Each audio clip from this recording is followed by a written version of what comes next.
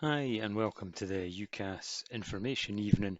We would normally invite you all to the hall for this, but in these COVID times we've gone for a recorded version instead. You will find this PowerPoint in two forms on our website. You'll find it this one with the narration and once without in case you want to go through it at your leisure. Um, the reason that we're talking about this at all is your son or daughter has presumably, of the options you can see here, gone for the option of applying for university this year. There are a range of different ways forward: college, job, apprenticeship, but university is still a very appealing option. If you're going to take anything away from this presentation, please have a look at that sentence there that says understand the options available, ucas.com. That website is the most useful thing that you can familiarise yourself to support your son or daughter. It's a one-stop shop with pretty much everything, and research, as you will hear repeatedly, is a key part of this process, and that is the place to start. So I would encourage you, please, to spend some time there. On apprenticeships, it is another option, and the reason we're highlighting it just now is really just you're probably aware of various apprenticeships that exist out there, modern apprenticeships, but not many parents are necessarily aware of graduate apprenticeships. So these operate like other forms where basically pupils apply to a company and that company says, okay, we'll employ you, but we will also put you through your degree. These can be appealing to pupils who are keen to get working and are very clear about their kind of route in terms of their degree. So it's worth looking out for those. They're not covered in this presentation because this is about applying just to university courses, but it's something to be aware of. So across Britain, there are lots and lots of universities or colleges that offer degree level qualifications. And you can see there are 19 institutions in Scotland that run these courses. The reason the vast majority of our students apply to Scottish universities is that because funding means that you or they do not have to pay tuition fees. If your son or daughter applies for a course outside of Scotland, they will have to pay tuition fees for the course, and that's before they start thinking about rent, food, etc., etc. And as you're probably aware, those tuition fees are anything up to about £9,500 per year. So as you can imagine, the vast majority of Scottish pupils that go to university stay in Scotland. The other thing to note here is, as it says there, 35,000 plus courses available. Now, while we can't expect anybody to research 35,000 courses, it absolutely is worth spending time looking at different courses, finding out things that are out there that maybe your son or daughter has never heard of before, but might be a very good fit for them, their skills, their potential ideas about careers. Putting the time in now can really help make sure that people get into courses that sustain and that they sustain and lead them ultimately into careers that they find helpful. So why higher education? Here's the kind of main thoughts on that and the advantages. Just now, it is still, generally speaking, over a lifetime, advantageous to be qualified to degree level, and the earning potential over a lifetime is still is good and worthwhile. Although that curve has been flattening for a few years, and obviously lots of people are very successful and very happy that go nowhere near university. So it's about also being clear about exactly what it is about a course, about that kind of study and where it might go, that makes sure that people aren't just applying to university because it's what you do next. There are lots of pathways. As well as tuition fees, which we've already discussed, your son or daughter may well want also to have money for rent, food, etc. And this illustration shows you just what kind of money is available from the organisation SAAS, which is the organisation that essentially makes sure that tuition fees are paid, but also issues student loans to our Scottish students. So here it illustrates that the different incomes of a household down the left, and depending on the income bracket, your son or daughter might be entitled to a bursary for each year that they are at university, which they do not pay back. They are also going to be entitled to a loan, and you can see the different amounts there, which obviously they do pay back, and that gives you the total amount of money that they can receive per year for university.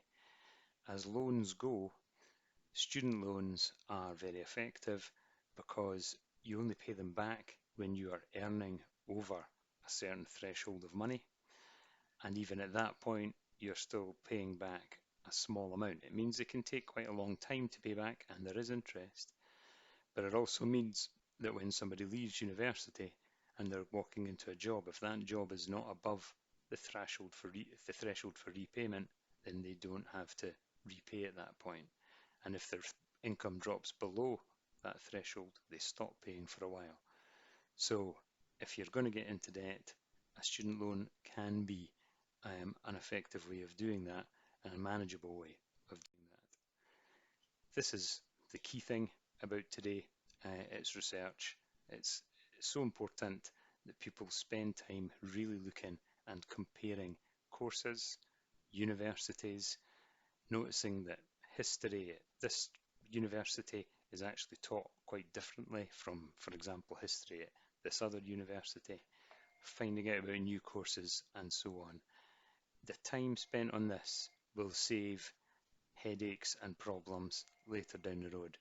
And if I can ask you to do anything, it's please, please, please spend time with your son, daughter, getting them to do research about the different courses and really what they look like. Here's some of the things that they might want to take into account as they research different universities.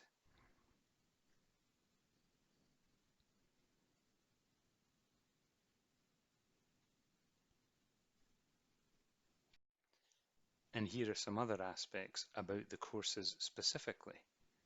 These may vary considerably from university to university. Entry requirements may vary considerably from university to university. So at one level, there's a huge amount of choice, and that can be quite daunting. But we have to kind of look at it as an embarrassment of riches. It's better to have lots of choices and put the time into research than to have very limited choices. So it's really encouraging our students here at Balwearie to spend time really thinking about the different courses and why they may be very well suited to them. Look, there's that research word again. Here's another way to help them research. There's a thing called UCAS Hub, which the students can sign up to.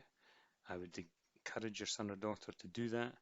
It really helps them make educated choices about the courses they're applying for. This is what their kind of dashboard looks like. So once they register, it's free, it's easy. Then this helps them really think about what they're doing, where and why, and so on. Just on a slightly separate point there, if you notice on the bottom right there, the box that says turn your predicted grades into UCAS tariff points. Generally speaking, in Scotland, awareness of UCAS tariff points is not as helpful as it would be if you're applying for an English university. Scottish universities, although they do use them, they express their offers in terms of hires. So they will often say, to enter this course, the minimum would be, for example, A, B, B, B in 4 hires, or they may want more than that over 5th and 6th year, or if it's a very competitive course, they might ask for higher grades. There's other things that you can look at on the UCAS website, and this kind of is highlighting in the red box there open days. Now obviously with the COVID, that has changed quite a lot our options. We would normally strongly encourage pupils to attend lots of open days. Much more difficult at the moment, but the universities are really responding to this. There's lots of virtual tours, and I think getting to know a distinct university and its very unique atmosphere, the whole feel of it, the way it approaches things, that can be an important factor for a pupil in terms of picking their university. So I would encourage people to engage with these virtual tours. And you can find all of this information on the UCAS website. So here's the basic key facts about the university application process. It's online. The pupil gets a maximum of 5 choices. Generally speaking, that will be 5 different universities. They could apply to more than one course at the same university, but odds are the courses they apply for are likely to be linked. So it could be, for example, as we said earlier on, somebody may be applying for history at 5 different places. If they put 2 of those into the same university and maybe a slightly different course, the danger is that if they don't get onto one, it will be the same faculty that's looking at their application, so they won't get onto the other either. So there are some restrictions. So if your son or daughter is applying for medicine, vet med, dentistry, then 4 of their 5 can be for that subject, and the 5th one has to be something different. And they can apply for Oxford or Cambridge if they are applying for one of those, but not both. A simple application with just one choice on it costs £20, more than that, 26. It's extremely rare for somebody just to apply for one course at one university, and that really is putting your eggs in the one basket. And we always recommend that pupils take advantage of all 5 choices. Equal consideration means that all of the universities are simultaneously going to be getting the application from your son or daughter. So when the button gets pressed, all of them at the same time will get the application come through to them. They will all be looking at it. And invisibility means they don't know who else a pupil has applied to, which other universities or which other courses. They just look at the application, consider it on its own merits, and then make a decision based on that. In response to that application, there are 3 options that a pupil can get, which is an unconditional offer, a conditional offer, and no offer. A conditional offer is the most likely, which means that the university will say to them, yes, you can apply, you can come here, but we want you to get this grade or that grade. Unconditional offers are very nice for the pupil. It means they have got into a university course of their choice, and they don't need to get any more grades this year. And no offer obviously means they can't get into that course at the current moment. Unconditionals create a problem at school sometimes. 6th years who get unconditional offers don't necessarily see the same value in their subjects as we might normally want, and that can create difficulties as they start saying, oh, maybe I'll just drop this or come out of that. The universities write to us every year asking us not to allow that. They do not wish the pupils to back off at all. You can see here also the dates for university. So you can see the kind of key dates, the 15th of October, that's for early applicants. So medicine, vet medicine, dentistry, Oxford or Cambridge, the whole process has to be wrapped up by then. Everyone else, it tends to be the 15th of January. That said, a pupil could put in an application after the 15th of January. The problem is at that point, the university is no longer obliged to consider them.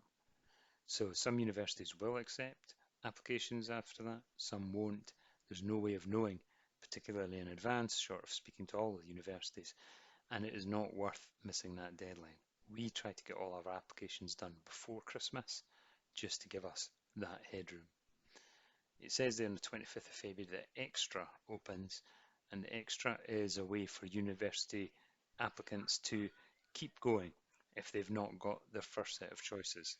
And we'll talk about that a little bit later. And after that, you can see it talks about clearing, which is essentially indicating 30th of June is the last chance for. Here is a kind of flowchart that really shows you the whole picture. So the student registers at UCAS, they start their application. That tells you all the different sections of the application that they have to complete. We then add a reference. So we collect comments from their current teachers, and their guidance teacher pulls that together into a reference. That then all gets sent through to UCAS, who fire it out to the universities. They then make a decision. The personal statement is probably the bit that causes the most frustration, anxiety to our students. We don't want them to feel worried about this. We do want them to put lots of work into it. That will help reduce their stress. As it says here, it's the only part that they have complete control over.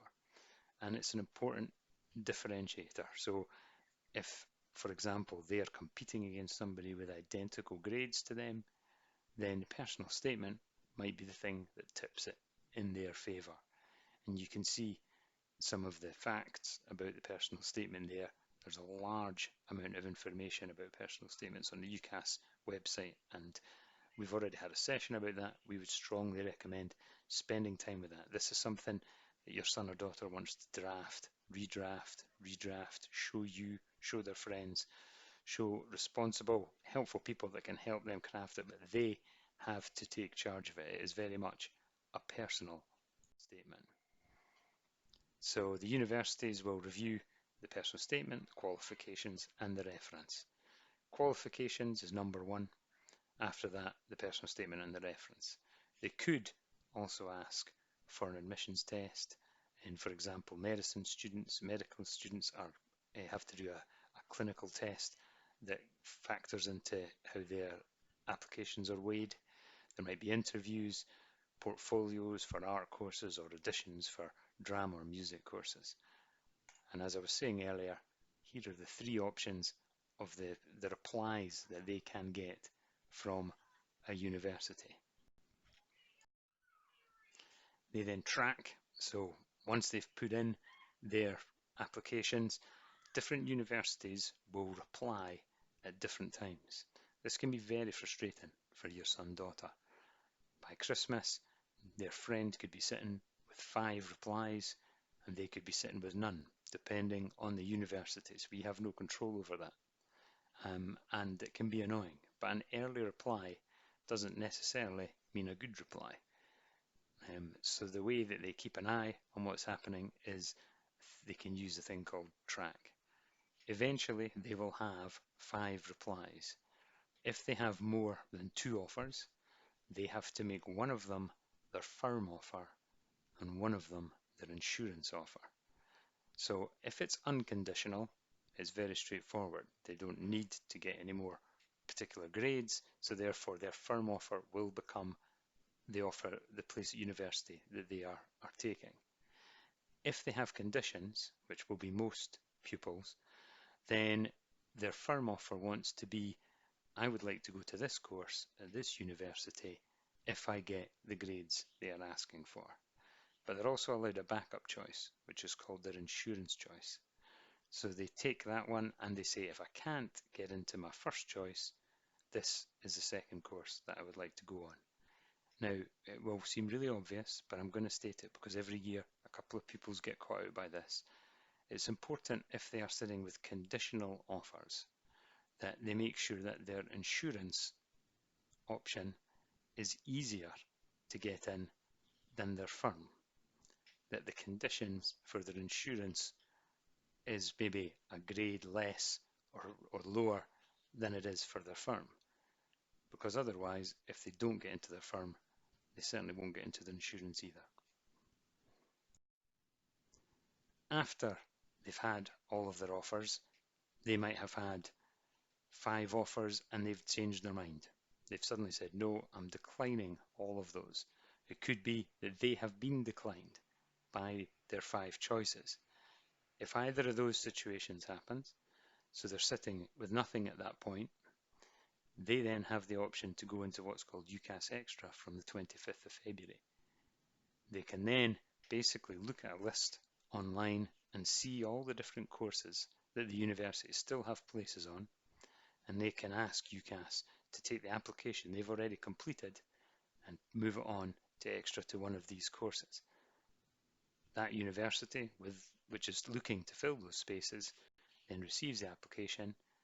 They understand it's through extra, so they understand it may not perfectly suit what they were originally looking for, but it might be a very happy combination, and they may well then offer a place. If not, the people can then go back again, and this process can continue. So you can see that even if they don't get their first 5 choices, they get multiple bites at the cherry. That runs up to the 4th of July. After that point, extra stops happening and it goes into clearing.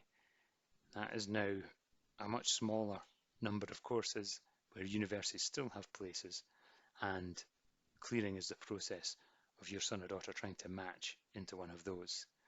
An adjustment there is the process where if a pupil has got into their firm choice, but their grades are actually better than they expected, and they suddenly think, wait a minute, this opens up an option I hadn't even considered before, and I've done better than expected, then they can try and see if there is a course at a higher level at a university or college and use adjustment to move their application over to that. That's very rare, but it can happen.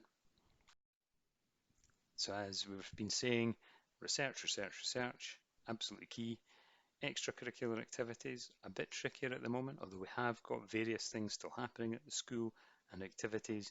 Volunteering in classes isn't quite as appealing an option because of the COVID. That said, we have various people getting involved in various activities around the school. Work experience is also difficult at the moment, but again, someone spending time communicating with potential employers, trying to get insights that they can then talk about in application forms and so on, even setting up work experience for the future when the COVID is hopefully impacting less, then that can be helpful. Them showing their interest beyond just their curriculum, showing their interest maybe in careers related to what they want to go and study, maybe just broadly in life in general, finding ways of contributing, putting back into society, into the school, all of that is very helpful. But of course, number one has to be making sure they get the grades. So focusing on this year's studies is also vital. How can you support them? Please, please, please visit the UCAS website.